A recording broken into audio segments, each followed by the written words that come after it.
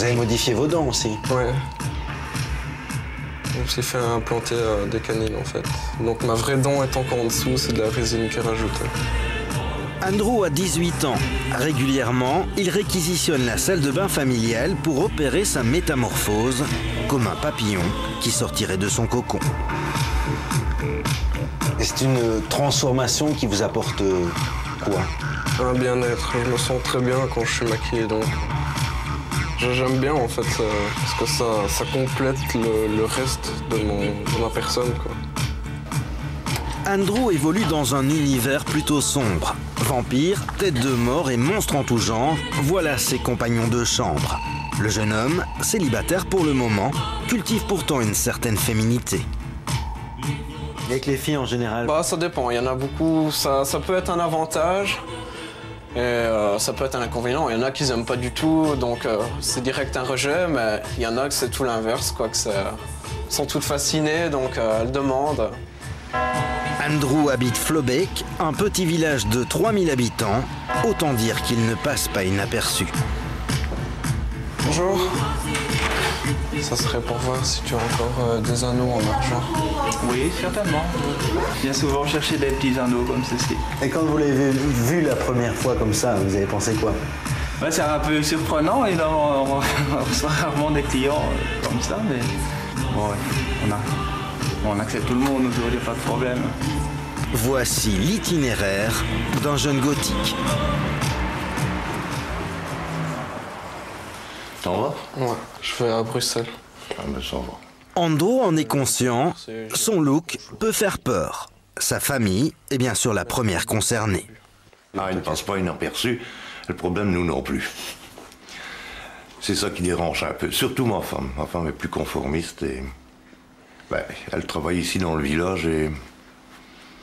C'est pas toujours facile. Mais enfin, maintenant, c'est comme ça qu'il se sent bien. Il nous le dit souvent assez. Hein. Vous allez m'empêcher de m'habiller ainsi, je me sentirai plus bien dans la peau. C'est presque un chantage, mais enfin... Pour moi, ça a toujours été comme ça. C'est quelque chose qui est en soi. Vous pouvez lui demander. Déjà, quand j'étais tout petit, je voulais déjà une boucle d'oreille, donc... je sais pas, c'est quelque chose qui se déclenche, qui est en nous, je pense. Je pense qu'il y en a plus que d'autres qui sont prédestinés à devenir gothiques. Si ses parents se montrent tolérants, c'est qu'Andrew est loin d'être un mauvais garçon. J'ai toujours une arrière-pensée du côté morbide de la chose. C'est une tentative pour comprendre l'amour ou je ne sais pas, mais enfin, il n'y a pas que des inconvénients non plus. Hein. Bon, il est ainsi, bon... J'ai jamais eu la visite de la police, moi. Il n'y a pas de drogue, il n'y a pas de bagarre, et je préfère le voir ainsi que le voir en training, casquette, et qu'on vienne ici me dire qu'il a fait du vandalisme ou des trucs ainsi. Bon, il est calme, il travaille bien à l'école, il y a des bons côtés. Évidemment, quand il promène au village, un petit village de 3000 personnes... Je comprends tout à fait que, bon, eux ils sont pas habillés comme ça. Et bon, ça doit aussi leur faire quelque chose de d'entendre les autres dire des choses sur moi, quoi. Ça c'est clair, je le sais très bien, mais bon. C'est pas ça que je recherche du tout. Et alors, beaucoup de gens pensent que le gothisme c'est lié au suicide et un tas de choses comme ça, c'est strictement faux. Ça n'a absolument rien à voir, ça.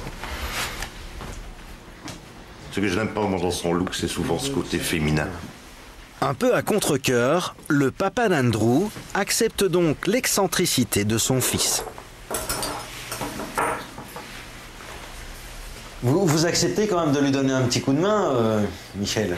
Ah, il faut bien. Il ne saura pas nouer ça derrière lui-même, hein, de toute façon. Et ça vous fait pas un peu bizarre de mettre un corset à votre fils? Si.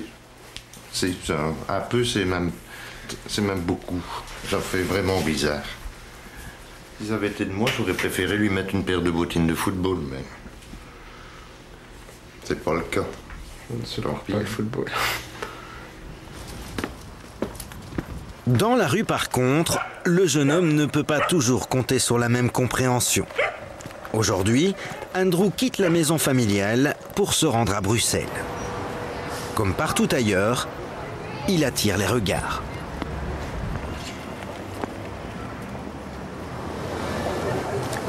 Comment est-ce que vous vivez le regard des gens? Bah, avec le temps,